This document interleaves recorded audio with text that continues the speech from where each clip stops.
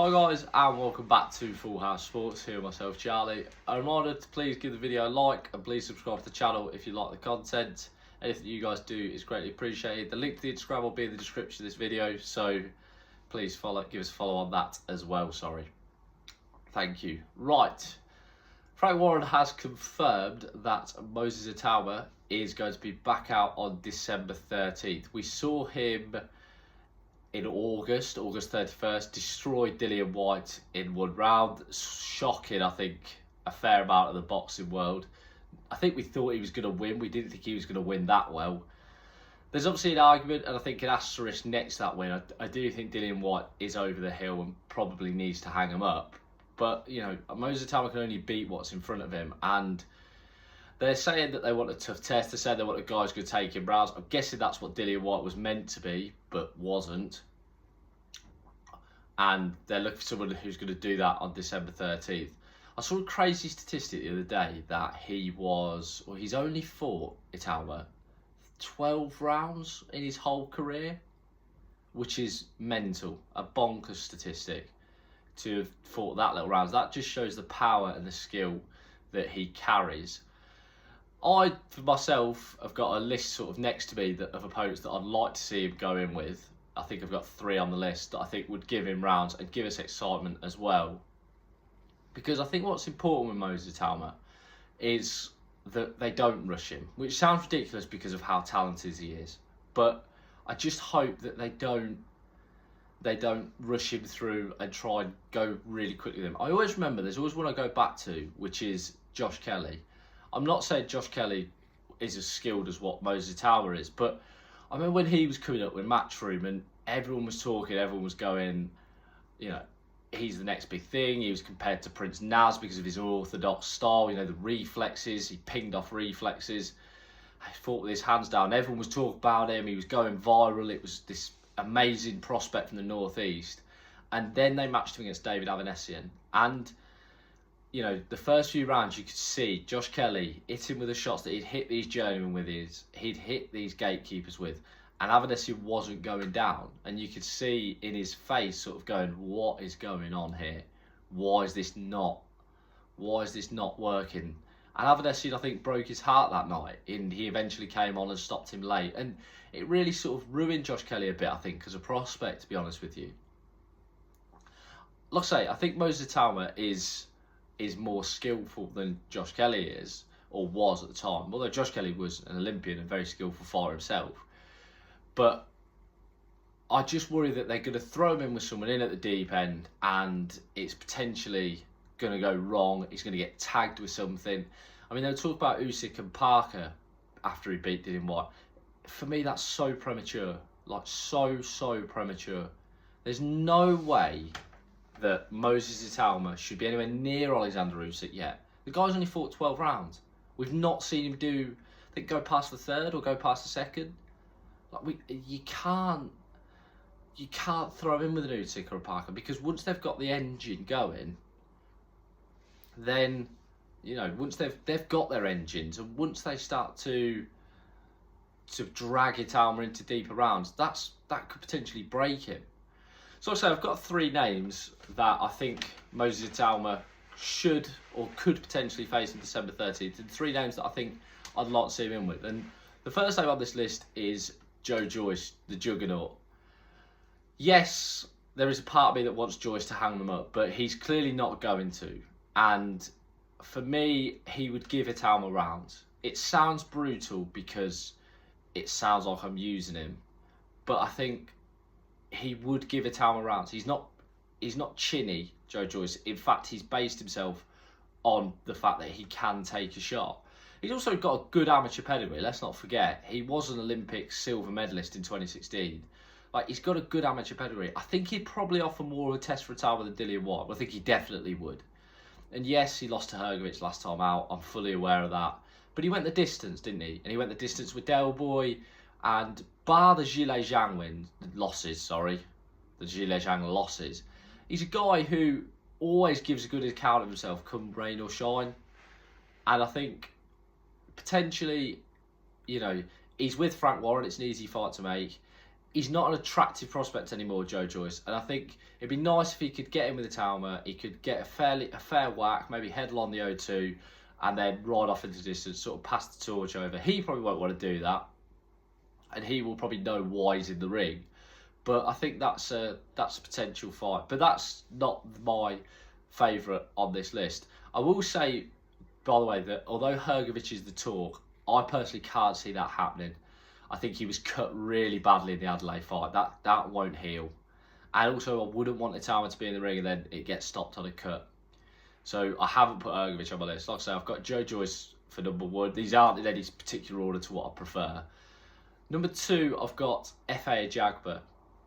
Ajagba's a guy who we last saw on the Canelo Skull undercard fighting against Martin Piccoli and looking fairly tame, to be honest. I think he was in a fight where neither of them were very impressive, and I think it's unfortunate that Ajagba maybe has blew his chance in that sense. I hope he hasn't, but I do think that there is a bit of a sense around him.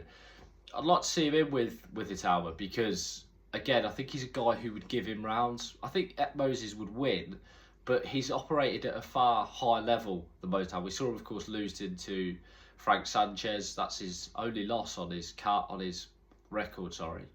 So if Itauma could win that, then he's all of a sudden, again, he's taking that next step up. It's all gradual with him, rather than throw him in with a Parker or an Usyk or an AJ or anyone like that, or a Dubois, and him potentially getting shattered. I think someone like Ajagba is an ideal step up for him. And the third guy on the list is someone who, yes, it's maybe a bit of a stretch, and some would maybe argue I've undermined my points previously completely, but it's Zhilei Zhang, and he's probably the favourite that I'd like to see fight against Moses Itauma. Listen, we've seen him against Caballel, we've seen him against Joe Parker. He's vulnerable to being outboxed, and yes, he's strong. He can take a shot as well. He's massive and he can take a shot. And I think that's important for Moses, because I think he would probably take Moses the distance, whether it's a 10-rounder or a 12-rounder. I would love to see that fight. I think Zhang's 41 now. Does he really want to be in with Moses Itauma? Do any of the guys in the heavyweight division want to be in with Moses Itauma? That's the thing. They're all probably looking at it thinking, I'd rather not have that potential loss on my record. But like I say, that's the fight that excites me. Zhang's well known in the UK. He's also got history. Like I mentioned, he beat Joe Joyce twice. He's got a history for coming over here and spoiling a few prospects' dreams. And that, for me, would help to sell the fight. So that would be, for me, a massive fight, I think, in this country. And like I say, he probably would take most distance. He can take a shot. We've seen him in with Deontay Wilder. We've seen him in with Joe Parker. We've seen him in with Adrian Caballel. We've seen him in with all these guys. Joe Joyce as well, of course. Hrgovic. We've seen him in with all of these guys. He can take shot. Yes, his engine's questionable. His punch output is low, it's fair to say. But that might just be what Moses needs. Someone who's going to keep on his toes all night and taking the distance. But also, there are 3 names: Joe Joyce, F.A. Ajagba, and Zhilei Zhang. I'd potentially like to see Moses Itauma fight on December 13th. It'd be interesting to see, by the way, I thought on this one, if Daniel Dubois is put on that card. I saw Sam Jones was posting that he's potentially got a big fight coming. It'd be interesting to see what they do with him, who they put him in with. I know David Adelaide's been talked about, which for me I think would be an ideal fight back for Daniel Dubois. Tough, but is a winnable fight. And one last thing I wanted to just comment on, that I've seen doing the rounds on social media, is Kell Brook to BKFC, Bare Knuckle Fight Championship. BKFC, please stop doing this. I understand the business model. I completely get it. Bellator did it in MMA when they were signing these sort of over-the-hill UFC guys. I completely understand that, but please stop doing this. We saw Frankie Gavin destroyed in one round in BKFC. I don't hold high hopes for James DeGale either, to be honest with you, fighting in BKFC.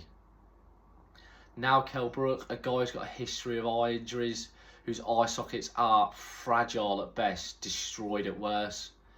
Please don't take it, Kell. I know Dominic Ingle said he's got an offer from it. I know I saw as well Liam Smith. I think Paul Smith hinted on Talk Boxing the other day that he's had an offer from BKFC. I get it. You're trying to build a business and these guys have got big fan bases, but stop doing it, please. Boxing needs to do more to look after these guys. Let's face it, boxing needs to do more to look after these guys. But for now, you're taking advantage of them, and they're not tarnished their legacies, because I don't view it as the same as boxing, but we don't need to see it. I don't need to see Kell Brook in a bare knuckle boxing ring. I don't need to see James DeGale in a bare knuckle boxing ring. I don't need to see Frankie Gavin in a bare knuckle boxing ring. Like, please, build your own stars. You've got some good fighters on them cards. Keep them fighting there.